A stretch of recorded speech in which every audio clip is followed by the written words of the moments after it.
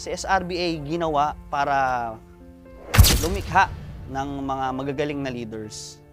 Sa totoong kwento, hindi ko naman alam na magiging SRB ako kasi isa lang akong makulit na bata nung panahon namin Way back 2006, 2007, once na na-introduce sa akin si SRB on a school base in Ernesto Rondon, which is Rodelta. In-introduce nila sa akin na si SRB hindi ginawa para makipagbasagulo, anuman. Ginawa ito para linangin yung kaisipan ng bawat bata at i-introduce sa kanila yung leadership.